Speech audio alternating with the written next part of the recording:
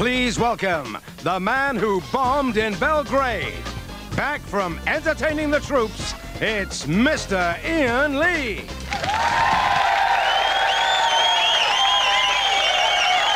I was busy. I was a bit late. Daisy, thank you for coming. Bless you. Hello. Come on, calm down. We've got a lot of jokes, a lot of gags. I'll tell you something. Those Serbs are a tough audience. We got any Serbs in here tonight? Get out of here. Joining me tonight is Daisy Donovan. Daisy, what are you going to do to entertain the troops? Well, Iain, I'll be hoping to cheer up our boys by buffing their rifles and polishing their helmets. I wonder if she knows what she just said. But on a more serious note, our foreign correspondent, Mackenzie Crook, will be reporting live from Belgrade. Mackenzie, can you hear me? I paid for that ticket myself. Anyway, here's a man who was in the trenches in World War I, down the pub in World War II, and he's here to give us all the latest on World War III. It's Tommy Vance and his news slam. Thursday, April the 1st, and 3 GIs play the worst April Fool in history. They were on a top-secret NATO mission to put cling film on Slobodan's Bog. Funny how these pranks often backfire. From soldier's cage to the minimum wage, and 18-year-olds get £3.60 an hour. Why the hell aren't they at college? Then they could get a grant, cheap beer, and screw pretty girls for 3 years.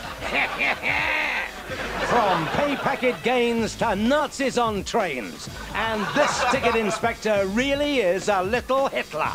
He's been found guilty of war crimes. BR are kicking themselves. If only they checked his CV. They'd have made him head of Network Southeast. Hold the front page. The Irish peace talks have been postponed for 12 days. Tony had to pull out. He'd promised little Ewan an Easter trip to Alton Towers. And nothing, not even Irish peace, can stand between Ewan and the log flume. Wham, bam, that's my slam. He writes them himself. Writes it all himself. Well, those are the big stories, and thanks to Tommy for that. But now it's time to find out what else has been going on in our Red Top Roundup. Ooh. A rugby player lost his left ear when he got caught in an opponent's pocket. A cheeky nurse at the hospital greeted the player with the words, "Is that an ear in your pocket, or are you just pleased to see me?" This is a true story. The player's quick-fire response was, "Yes, it is an ear. Could you sew it back on, please? I'm dying." A 10-foot man-eating alligator is on the loose in Bromwich, and it's currently being hunted by members of the RSPCA armed with nets.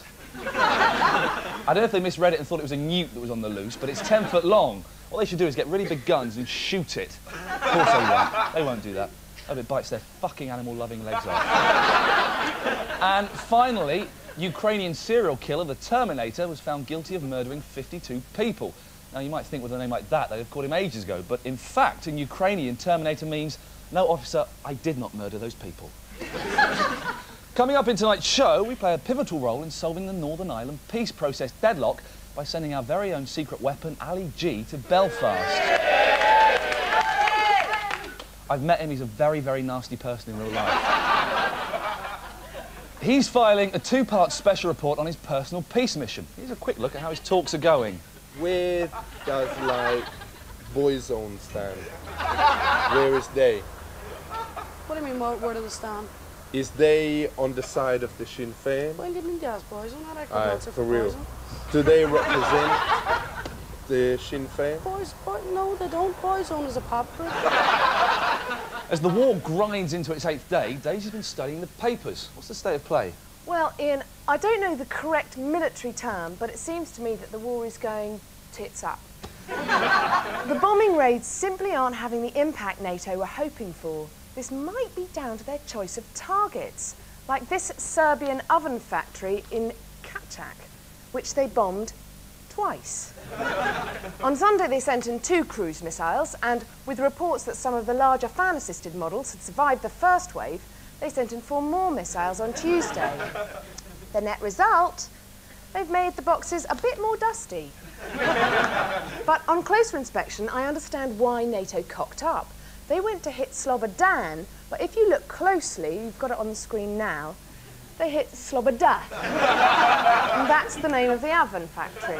Still, it's pretty close. Though I hear that Milosevic knitwear in Milton Keynes isn't taking any chances. It's fitting an anti-missile system this weekend. So if it takes 6 tomahawks to dirty up a cooker factory, God only knows how many cruise missiles it takes to blow up a tank. Perhaps this explains the reports today that NATO is running out of missiles. NATO needs your missiles. That's why we're starting our Missiles for Peace campaign. The more missiles you send, the more peace we can drop on Serbia. So if you've got a spare missile knocking about in your attic, pop it in a jiffy bag and send it to us at the 11 o'clock show usual address. Now, if we all pull together, we should have destroyed every single Serbian electrical goods shop by Christmas. Later on, we'll be finding out exactly what's happening in the Balkans from our man on the ground, Mackenzie Crook. But first, here's a pest more pesky than Arkin. Jilted wife Amanda Page pestered her ex-husband with 1,000 phone calls in 11 days. Luckily for her, he was on her friends and family scheme. Well, I know from personal experience that rejection can be a terrible thing. I once poured petrol on my ex-boyfriend's rabbit. I didn't like it, though. I love animals. But is this kind of reaction justified? Iain went out on the streets earlier to find out, didn't you? What's the most extreme thing you've ever done to an ex-partner? An extreme thing? Probably set fire to him in the bed. You set fire to someone in the bed? Tried to, yes. I don't know if you've had a girlfriend, but if you did have one and she finished with you, what would you do to get revenge? Shag her best mate or something. There are some things that you suggested that just some of you think these are okay to do or not okay to do. How about calling her a bitch? Oh, yes. A slag? Yes. Would you have pizzas sent to her house all hours of the night? Depends how much of an arsehole she was. She's a big arsehole. Yeah? Well, then, yeah, probably. Shagging all her mates? That sounds all right, yeah. Expect all my exes, mates are lesbians. Piss in her tea? Shit in her bed. Shit in her bed? Yeah. Did you actually shit in the bed when she dumped? No. And French kissing her mother? Oh no, her mum's a dog. All right, finally, this is a suggestion. Maybe you should get off with her mother. I wouldn't mind actually. She's very tasty. Has Annabelle got a saucy mum? Very saucy. Yeah, very nice. How about a little cuff on the back of the hand just to get a bit of respect?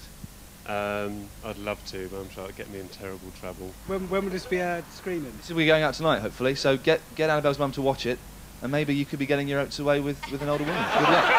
This is our revenge board. We've got 2 columns: acceptable behaviour, not acceptable. And here's a list of possible things you could do to an ex-lover. Any of these catch your eye? Pissing in her tea, acceptable or unacceptable behaviour? Totally unacceptable. Shitting in a box and sending it through the post. Would you ever do that? Never on my life. Never again. Been here for 5.5 years. Maybe you could drop one through a chimney. So there we have it. From what we've learnt today, you might want to think twice before dumping that ugly twat you're going out with. This has been Iain Lee, the 11 o'clock show, London.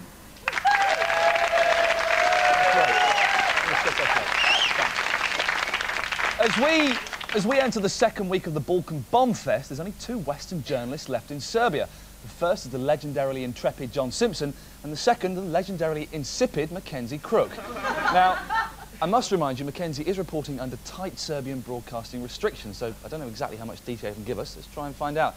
Mackenzie, are you there? Can you hear me? Mackenzie, are you there? Yes. Well, actually, I just asked my Serbian minder. Excuse me, am I here? Yes, I am. Mackenzie, have you seen any evidence of the NATO offensive? I've seen an unspecified amount of the thing you just mentioned, but I don't know if I can be any more specific than that. Am I allowed, Arkan? No, I'm not. All right, I understand you're in a bit of a tricky situation. Now, can you tell us how the civilian population in Serbia is bearing up? Would that I could, Iain, would that I could, but alas, I'm being very heavily censored. Can I say that? I'm sorry, I take that back. I'm not being censored. That's the one thing I can say for certain. So you can't tell us anything about, I don't know, food supplies? No. Refugees? No. Your hotel? No. Mackenzie, what can you tell us? Belgrade is certainly a city of contrasts, with a nightlife scene that surprises many visitors. Mackenzie, is there anywhere that the casual visitor can catch, I don't know, live jazz funk? Yes. You can catch live jazz funk at the Cafe Hugo every Tuesday night. OK, Mackenzie, I'm going to have to stop you there. You're boring me. Thank you very much. It's good to see at least one man's defying the Serbs and getting some real facts out of Belgrade. One very brave man indeed. But now on a lighter note, Northern Ireland. With the peace talks postponed for 12 days, we decided to break the deadlock by sending over our very own secret weapon, Ali G. Ali, the nation's hopes are with you. Wicked. I was here in Northern Ireland. I had a little accident beforehand. Joking. You must be sensitive about this situation because for too long brothers has been killing brothers here. So I has come to Belfast to make sure that by the end of the day there is full-on peace. Keep it real. I lean enough island. Goodbye now. I lean enough island. Check this. I is with my main woman, Sue Ramsey. She be a member of the Assembly of Sinn Féin. Now, Sinn Féin, what's the vibe? Sinn Féin is a 32-county party. Our main aim is the reunification of Ireland. And what is the language that they speak here? They speak Gaelic here. Gaelic? Gaelic, yeah. What is that, like a Bati language or something? Like, what is the real name for it? Irish. What is the... It's called Irish? Irish, yes. So then when they're cussing it, they say it's like a gay man? Gaelic means Irish in Irish. Aye. Gaelic because in Irish. English, gay means a man who sleeps with another man. No, yes, and the lick is like, you know. What is the story with drugs and that kind of thing here? Is there a problem with drugs here? There probably is. Is maybe the cause of the problem that they say that, and maybe it's a stereotype or whatever, but they say the Irish is always up for the crack or whatever. Is that a problem because the crack make you violent? Me know people from my estate, they go mental and whenever there's someone around they want to fight them, whatever. No. It's a bad drug. No, crack in Ireland means having a good time. For real, they ain't all fun. It's also bad stuff as well. There's a high, but after you finished it, there's a low. Crack in Ireland doesn't mean drugs. Ali in Ireland, Ali in Northern Ireland. Ali in Ireland, Ali in Northern Ireland. Boom! Wicked. I was with none other than my main man, the Lord Mayor of Ireland, David O'Dorice, and we is having a cup of tea. Hello, Alice. You're very welcome to Belfast. I don't know what's going on here. Why is there all the fighting? There are people in Northern Ireland who wish to be part of a united Ireland. For real. And then there are people living in Northern Ireland who wish to remain part of the United Kingdom. And where does Wogan stand? Terry Wogan. Terry Wogan. Terry Wogan. What is he? I have no idea what his political stance is. But was he not in the IRA? Terry Wogan? No, he wasn't.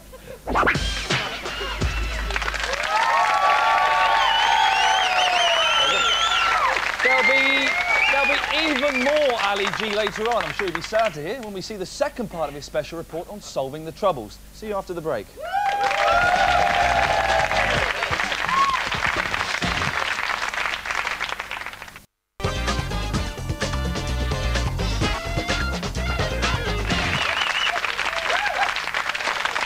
Welcome back to 11 O'Clock Show. Today sees the introduction of the national minimum wage, which means that by law, all 18-year-olds will now get at least £3 an hour.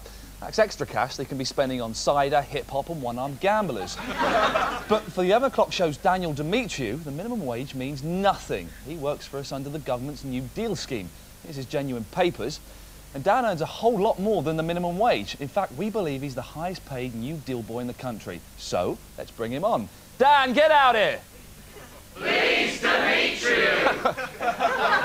Got to explain that joke. It's a funny little joke we do. His last name's Demetriou. It sounds a bit like to meet you. So, and you love it, don't you, Dan?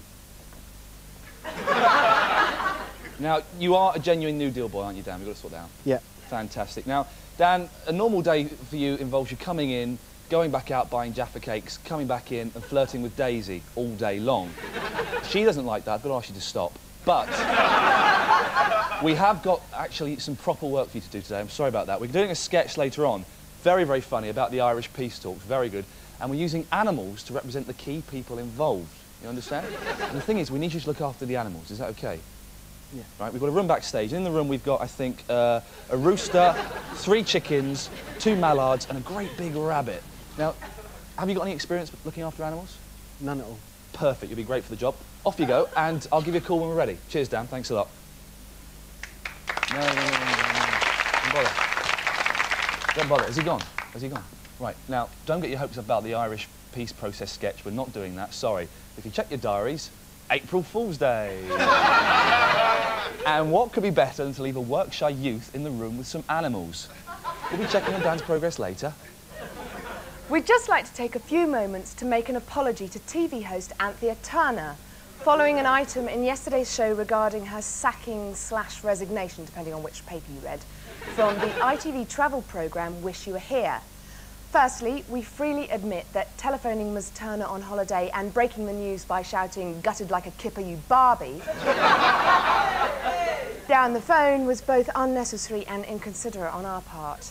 The 11 o'clock show also acknowledges that broadcasting the disturbing footage of Anthea's head on fire, which follows, was totally inappropriate, and if easily shocked, please do turn away. And if you want something to happen to you on a...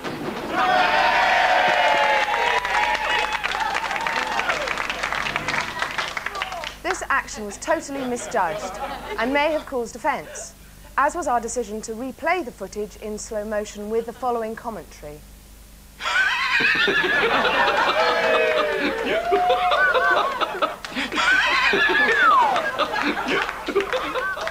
We now understand this failed to present the health and safety message intended. Ms Turner, we are sorry. You are a very brave lady. We will never show the footage again.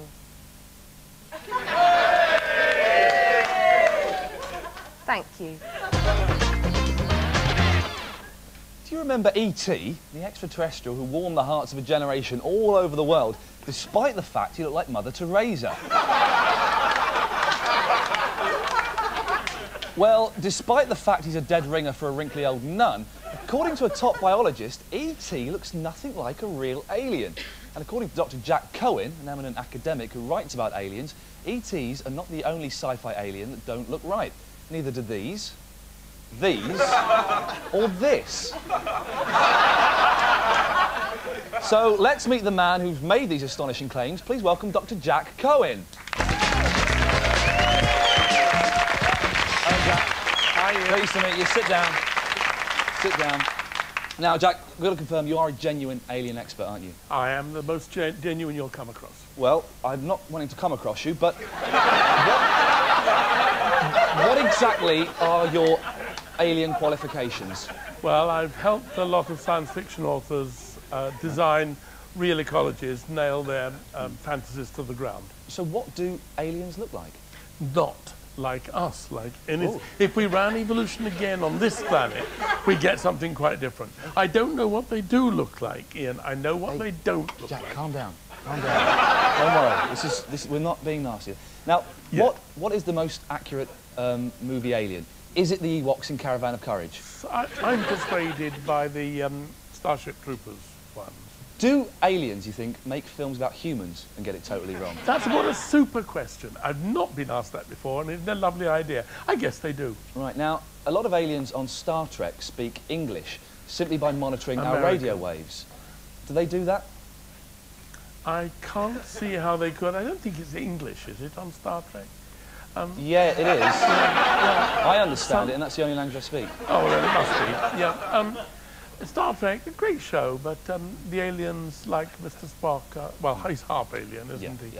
Yeah, when somebody shows me that they can mate with an oak tree, which is our cousin, I'll believe that we can mate with Vulcans. Your cousin is an oak tree? Do aliens have sex like us, or do they just rub the back of their knees and bum? I think that aliens will have all kinds of sex. Final question. Do people ever accuse you of making this stuff up? Of course they do, and I do make it up. I'm a scientist.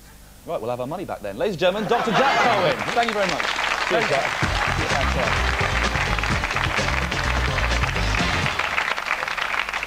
time now to check on New Deal boy Daniel, if she likes to be called. We call him Dan. He's looking after the animals he thinks we'll be using for a peace process sketch later on. A member of the 11 o'clock show team should just be about to go in there to give Dan some instructions. Let's go back and have a look. Okay, Dan, we're almost ready for the animals now, but we want to make them look a bit more like their characters, yeah? Yeah. All right, so we want the chickens to be the orange men in this bit, yeah? Right. So if we take those hats and those sashes, we put them, pin that onto the chicken there, yeah? And we want the rabbit to be the terrorist. You see this? Yeah. Yeah. Take that, put that on the rabbit's head. There's some combat fatigues. Okay. Nice one. The ducks, whichever one of the ducks you reckon looks most like Momo, then yeah, we'll use that. Okay. Yeah, you alright with that? Yeah, I'm alright. Okay. The power, I love it. Hey! Didn't take you long to get back from Belgrade. No, exactly. Exactly, which just goes to show how close we all are to this terrible, terrible conflict. Now, earlier in the show, we sent our youth reporter, Ali G, to try and bring peace to Northern Ireland. He spoke to Sinn Féin councillor Sue Ramsey, and we also sent him to meet prominent Protestant Sammy Wilson from Ian Paisley's Democratic Unionist Party. I is here now with my main man, Sammy Wilson, in B from the DUP, that mean the Democrat Party or something. What is the DUP? The DUP is a Democratic Unionist Party. So is you Irish? No, I'm British. So is you here on holiday? No, Northern Ireland has always been part of Britain. So who are the Republicans?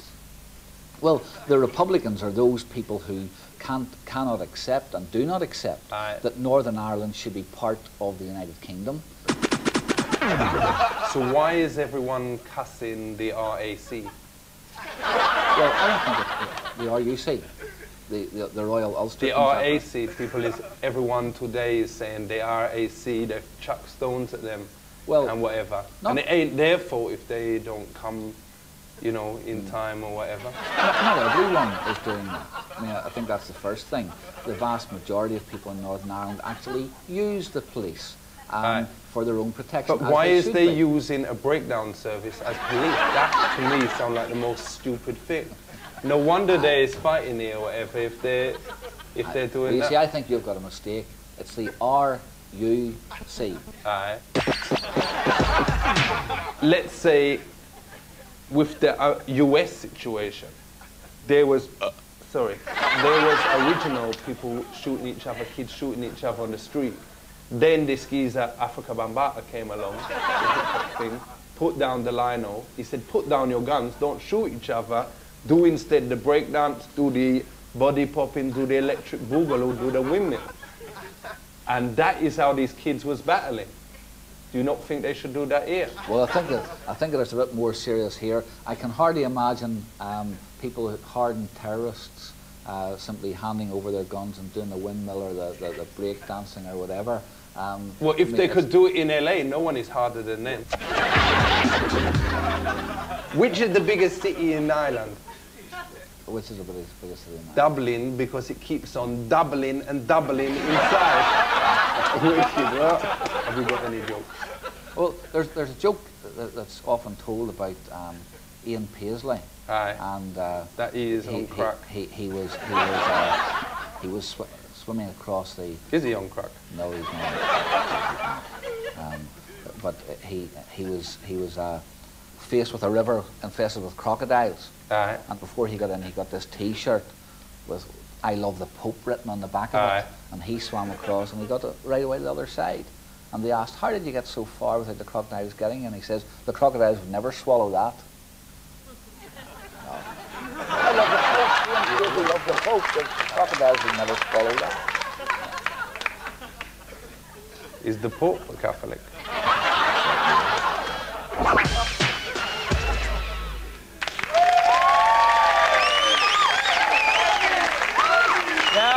We're running out of time, but before we go, there is just time to bring on New Deal boy Daniel and the animals he's been looking after for the Irish peace process sketch. Dan, we're ready for you, mate. Pleased to meet you. Love it. Absolutely love it. Dan, oh, look at that lovely rabbit dressed up there. Very nice. Now, you've been stuck in a room looking after all this lot throughout the show. Well, we're not really using them for anything, mate. There is no Irish Peace Process sketch. We've been having April Fool's fun!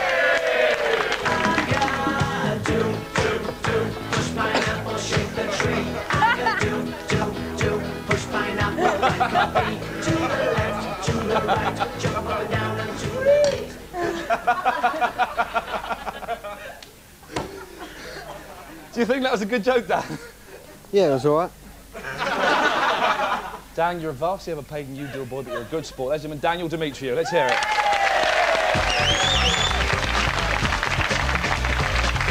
What a lot of fun. Well, that's it for tonight. Join us next week. Good night.